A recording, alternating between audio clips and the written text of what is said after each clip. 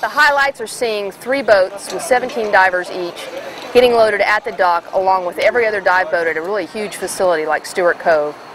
The dive masters and dive staff acted like it was another day at the office. They didn't act like it was a strange thing at all.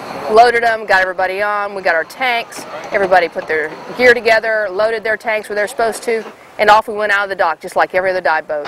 Just like any other dive boat, just like any other diver. That's the mission behind the Dive Pirates Foundation. It's a nonprofit group of diving enthusiasts who want to share their love of diving with those who are not disabled, but differently able due to an accident, disease, even an act of war. Barbara Thompson and Sophie Wimberly approached me to do this. I jumped at the chance, and of course the nervousness and the being afraid, the fear factor came into play and everything when you first think about, because like what am I doing? Can I do this?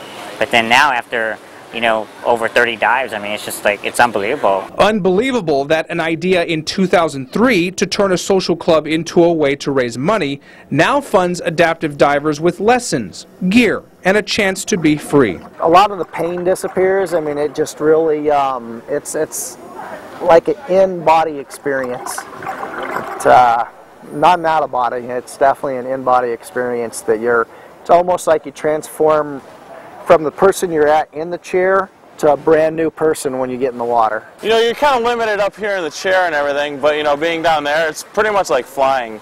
You see like an obstacle, like the ships down there and everything, you can pretty much just fly over everything, do what you want to do, and it's a lot easier to move down there too, so you pretty much just kind of go wherever you want, and especially just with the arms, don't really need much.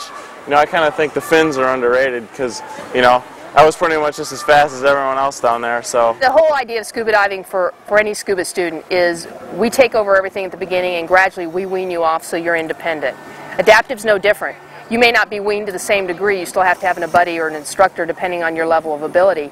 And then, we've taken them on this trip, we're going to encourage them to go on future trips. We may have reunion trips. We want them to stay in scuba. We don't just want to be this a one-time deal.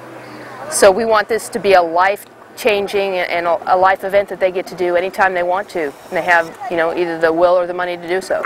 There is definitely a need in the community out there. There are so many disabled sports.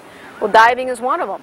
But rather than segregate them as a handicapped event, like a handicapped ski program or the Special Olympics, this integrates disabled people with able-bodied people. Friends, family members get to do the same event. They get to go on vacation, they get to travel, and they just get to go diving. So it's no different than the family that wants to go on vacation and have some fun. What you seem to find with adaptive divers is a drive for adventure, many going so far as taking on a shark dive, where the adaptives and their buddies formed a circle and kept very still while reef sharks swarmed in for a feeding frenzy. Got some sharks right up my face. There's a picture I have where my face mask, I'm just coming up. Shark's face is like right here, swims back. Next thing I know, I can tell of its fin just like smacks my face mask and goes. So I'm just sitting like, uh-oh, what'd I do? So I just gradually pull it back up, worrying about my hands being eaten or something. And when those sharks started feeding right in front of him, and his eyes just got so big, and you could tell he was having the time of his life. And it was great, because those are the moments when you realize that everything you're doing makes a difference in that person's life. And they appreciate it, they're happy they're here, and they're all having a great time. None of this is possible without money. People put in a lot of time, that equals money. But some of the sponsors we had, first of all, the Christopher Reeve Foundation gave a large grant to Cody Unser, which was the seed money for this particular trip. Pirates Ball is what the Dive Pirates does once a year. We go into the Houston community and raise money, and it's a lot of oil companies and service companies that work with us and do that. We have to thank companies like Acergy, Dolphin Marine, other service companies like Weatherford that have helped us in the past. We have individuals, the W.H. Thompson family, Kurt Bythe family. These are all people that believe in us and then they put the money out there.